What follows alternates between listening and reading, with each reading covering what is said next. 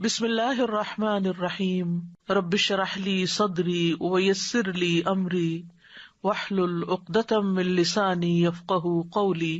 صحبت اور غسل جنابت۔ صحابہ کرام رضی اللہ عنہم کے درمیان غسل جنابت کا ایک مسئلہ زیر بحث آیا۔ ایک گروہ کہتا تھا کہ غسل صرف دخول پہ فرض ہو جاتا ہے، انزال شرط نہیں، یعنی واٹر ڈسچارج جو ہے وہ ضروری نہیں۔ دوسرا گروہ بیان کرتا تھا کہ وجوب غسل کے لیے دخول کے ساتھ انزال بھی شرط ہے۔ یہ طویل مباحثہ کسی فیصلہ کن صورت پر منتج نہ ہوا۔ آخر قرار پایا کہ ام المومنین حضرت عائشہ رضی اللہ عنہا سے دریافت کیا جائے۔ حضرت عائشہ نے کہا کہ رسول اللہ صلی اللہ علیہ وسلم نے فرمایا، اذا جلس بین شعبها الاربع ومس الختان الختان فقد وجب الغسل۔ جب مرد عورت کی چار شاخوں کے درمیان بیٹھ جائے اور اس کا محل ختنہ عورت کے محل ختنہ کے ساتھ مس کرے تو غسل واجب ہو جاتا ہے۔ تو مسئلہ یہ ثابت ہوا کہ صرف دخول پر ہی مرد اور عورت جنبی ہو جاتے ہیں اور ان پہ غسل واجب ہو جاتا ہے، انزال یعنی منی کا نکلنا شرط نہیں۔ جنابت کے احکام۔ وجوب غسل کی حالت کو حالت جنابت کہتے ہیں۔ وجوب غسل یعنی جب غسل واجب ہو جاتا ہے تو اس حالت کو جنابت کہتے ہیں۔ جنابت کا لفظ جم سے، جم پہلو کو کہتے ہیں، نہیں بچنا۔ مندرجہ ذیل چار حالتوں میں مسلمان مرد اور عورت پر غسل کرنا فرض ہو جاتا ہے۔ نمبر 1، جوش کے ساتھ منی خارج ہونے کے بعد، اس میں احتلام بھی داخل ہے، یعنی کوئی ایسا خواب آئے یا ویسے۔ نمبر 2، صحبت کے بعد یعنی سیکشول انٹرکورس کے بعد۔ نمبر 3، حیض کے بعد۔ نمبر 4، نفاس کے بعد یعنی بچے کی پیدائش کے بعد۔ اس میں یاد رکھیے کہ بہت سے لوگ پوچھتے ہیں کہ اگر خواتین انٹرنل چیک اپ کرواتی ہیں تو کیا اس سے غسل واجب ہوتا؟ تو کوئی غسل واجب نہیں ہوتا جب تک کہ ان چار چیزوں میں سے کوئی چیز نہ ہو۔ اس میں یاد رکھیے کہ بہت سے لوگ پوچھتے ہیں کہ اگر خواتین انٹرنل چیک اپ کرواتی ہیں تو کیا اس سے غسل واجب ہوتا؟ تو کوئی غسل واجب نہیں ہوتا جب تک کہ ان چار چیزوں میں سے کوئی چیز نہ ہو۔ صرف منی خارج ہونے سے بات نہیں، بلکہ جوش کے ساتھ منی خارج ہونے کے بعد غسل واجب ہوتا ہے۔ رسول اللہ صلی اللہ علیہ وسلم نے فرمایا، جب تم عورت کی چار شاخوں کے درمیان بیٹھ کر صحبت کرو تو تم پر غسل واجب ہو گیا اگرچہ منی نہ نکلے۔ آپ نے غور کیا ہوگا کہ طہارت کے مسائل بہت تفصیل کے ساتھ اور اپنے اندر بہت ڈیٹیلز رکھتے ہیں، اور بہت سے موضوعات ایسے ہیں کہ جو انسان کی ظاہری زندگی نہیں بلکہ اس کی نجی اور ذاتی زندگی سے متعلق بھی ہیں، لیکن اس طرح پبلکلی ان کو پڑھانا اور ان کو سکھانا یہ بھی ایک ضرورت ہے، کیونکہ آپ صلی اللہ علیہ وسلم نے انصار کی خواتین کی تعریف کی کہ انصار کی خواتین کتنی اچھی ہیں جنہیں حیا دین کا علم حاصل کرنے سے نہیں روکتا۔ تو سوال یہ پیدا ہوتا ہے کہ آخر اتنی تفصیلات کیوں؟ اور بعض لوگ اس کو ناپسندیدہ قرار دیتے ہیں، تو ایسا کرنا ناسمجھی کی علامت ہے۔ ہم دیکھتے ہیں کہ انسان اگر اللہ کے بتائے ہوئے طریقے کے مطابق زندگی بسر کرتا ہے تو اس میں خیر ہی خیر ہے، اور وہ صرف خیر اس کی اپنی ذات تک نہیں رہتی، بعض اوقات دوسروں کی بھلائی کا ذریعہ بھی بن جاتی۔ عورت کو بھی احتلام ہوتا ہے۔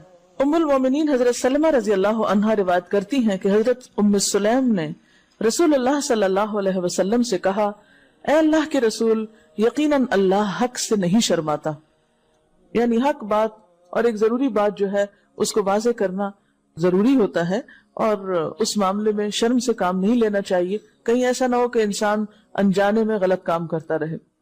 تو یہ کہہ کر انہوں نے مسئلہ پوچھا، کیا عورت پر غسل ہے جبکہ اس کو احتلام ہو؟ آپ نے فرمایا ہاں، لیکن جب پانی کا نشان دیکھے یعنی منی دیکھے۔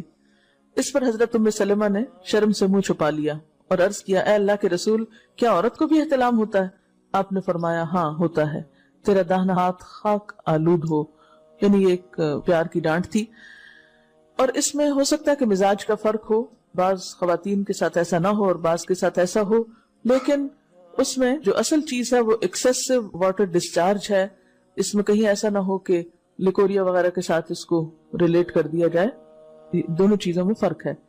اور احتلام جو ہے وہ سوتے وقت ہوتا ہے، یعنی سو کر اٹھنے پر اگر انسان اپنے کپڑوں پر زیادہ ڈسچارج دیکھے، خواہ کوئی خواب یا کوئی فیلنگ یاد نہ بھی ہو، تو پھر غسل کرنا ضروری۔ معلوم ہوا کہ عورت یا مرد نیند سے اٹھ کر اگر تری یعنی نشان منی دیکھیں تو یہ احتلام کی علامت ہے، لہٰذا ان پر غسل کرنا فرض ہو جاتا ہے۔ اور اگر احتلام کی کیفیت انہیں یاد ہو لیکن نشان نہ پائیں، یعنی خواب یاد ہے لیکن کوئی سامنے علامت نہیں، تو غسل فرض نہیں ہوگا۔ ایسی صورت میں شک کی ضرورت نہیں ہے کہ نہیں وہ میں نے خواب دیکھا اور مجھے خواب بالکل صحیح یاد ہے تو مجھے نہانا چاہیے. نہیں، محض خواب پر نہیں نہایا جائے گا جب تک کہ فزیکلی کوئی ایسی چیز سامنے دیکھی نہ جائے.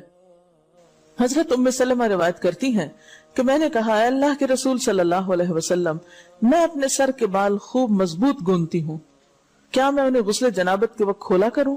آپ نے فرمایا ان کا کھولنا ضروری نہیں، تیرے لیے یہی کافی ہے کہ 3 لپ پانی اپنے سر پر ڈالے، پھر اپنے سارے بدن پر پانی بہائے، پس تو پاک ہو جائے گی. یعنی بالوں کی جڑیں بھیگنا، سکن بھیگنا ضروری ہے، سارے بال کھولنا ضروری نہیں ہے. جنبی کے بالوں کا مسئلہ. حضرت عائشہ کو خبر ملی کہ حضرت عبداللہ ابن عمرو عورتوں کو غسل جنابت کے لیے بال کھولنے کا حکم دیتے ہیں. فرمانے لگی ابن عمرو پر تعجب ہے، انہوں نے عورتوں کو تکلیف میں ڈال دیا، وہ انہیں سر منڈوانے کا حکم کیوں نہیں دے دیتے؟ یہ حضرت عائشہ کی ڈانٹ تھی. یعنی وہ یہ تو کہنے کہ عورتیں بال کھول کھول کے نہائیں تو وہ پھر سیدھا یہی کہے کہ عورتیں بال منڈوا لیں. میں اور رسول اللہ صلی اللہ علیہ وسلم ایک ہی برتن میں غسل کرتے اور میں اپنے بال کھولے بغیر سر پر 3 چلو سے زیادہ پانی نہیں ڈالتی تھی. معلوم ہوا کہ غسل جنابت کے لیے بال کھولنے کی ضرورت نہیں، مگر یہ حکم صرف غسل جنابت کا ہے. غسل حیض کے لیے بالوں کا کھولنا ضروری ہے کیونکہ وہ مہینے میں ایک دفعہ ہے. حضرت عائشہ سے روایت ہے کہ انہیں رسول اللہ صلی اللہ علیہ وسلم نے غسل حیض کے لیے فرمایا اپنے بال کھولو اور غسل کرو. اس میں آپ دیکھیے کہ دونوں چیزوں میں فرق کیوں ہے، دونوں کی نوعیت فرق ہے. اور حیض جو ہے وہ ایک نجاست کی کیفیت بھی ہے نا، قل ہوا اذی، تو اس کے بعد نہانا اور نہا کر خوشبو لگانا خاص طور پر اس کا سارا حکم آتا ہے. لیکن غسل جنابت میں نجاست کی وہ کیفیت نہیں ہے. یعنی حیض کا خون اور منی جو ہے ان دونوں کے حکم میں بھی فرق ہے. ٹھیک ہے نا. بعض علماء کے خیال میں جو منی ہے اٹ سیلف وہ ناپاک چیز نہیں ہے. اگر کسی کپڑے وغیرہ کو لگ گئی تو وہ کپڑا ناپاک نہیں، اگر اس کو خشک ہونے پر خرچ کے صاف کر دیا جائے تو کپڑا صاف ہو جائے گا. لیکن خون حیض پر آپ صلی اللہ علیہ وسلم کیا فرمایا؟ چٹکیوں سے مل مل کے اس کو صاف کر کے دھوئے. تو ان دونوں میں بھی فرق ہے. لہٰذا ان دونوں کے بعد نہانے کے حکم میں بھی فرق ہے. ایک میں بال کھولے جائیں گے اور بال بھی دھوئے جائیں گے اور بالوں کی جڑیں بھی دھوئی جائیں گی، جبکہ دوسرے عام غسل جنابت میں بال کھولنا اور پورے بال دھونا شرط نہیں. بہت سے بچے ایسی جن کی شادی ہوتی ہے اور اس کے بعد انہیں ان مسائل کا پتہ نہیں ہوتا، یا تو وہ شرم کے بارے نہاتی نہیں، یا نہاتی ہیں تو پھر وہ پورے بال دھو دھو کے سکھانے میں اور ان چیزوں میں اتنا وقت ضائع کر دیتی ہیں کہ پھر بعضوں کا شوہر کی نافرمانی اور آپس کے تعلقات میں ٹینشن، لوگوں کا خوف.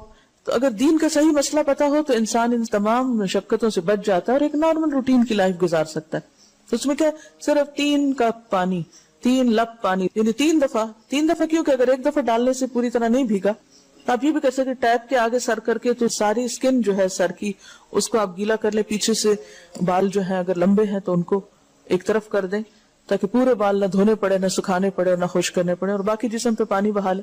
دوسری صورت یہ ہے کہ مگ میں پانی لے کے تو اس کو آپ تھوڑا تھوڑا کر کے پورے کو ایک دفعہ کریں، پھر اس کے بعد دوبارہ کریں اور تیسری دفعہ رول کر کے بالوں کو پیچھے سے شاور کیپ ڈال لیں اور باقی جسم پھر دھو لیں. شاور کیپ سے کیا ہوتا ہے عام طور پر کہ پیچھے کے جو سارے لمبے بال ہیں پھر وہ نیچے گر کے گیلے نہیں ہوتے، وہ آپ کے سر پہ ٹک جاتے ہیں. تو سر کی اسکن دھوئیں اور بالوں کو جوڑے کی شکل میں باندھ کے اوپر شاور کیپ پہن کے پھر باقی جسم کو اچھی طرح دھو لیں. تو اس میں آپ دیکھیں کہ جب بالکل سر کے سکن کا حصہ ہی تر ہوگا، اور یہ 3 دفعہ کرنا ہوگا، ایک دفعہ سے نہیں کام چلے کہ 3 دفعہ کرنا تاکہ کوئی بھی بال برابر جگہ سکن کی خشک نہ رہ جائے. تو اس سے کیا ہوگا کہ جتنا کم بال گیلے ہوں گے اتنے کم دیر میں ان کو خشک بھی کیا جا سکتا ہے اور کسی بھی مشقت کے بغیر انسان نماز پڑھ سکتا ہے.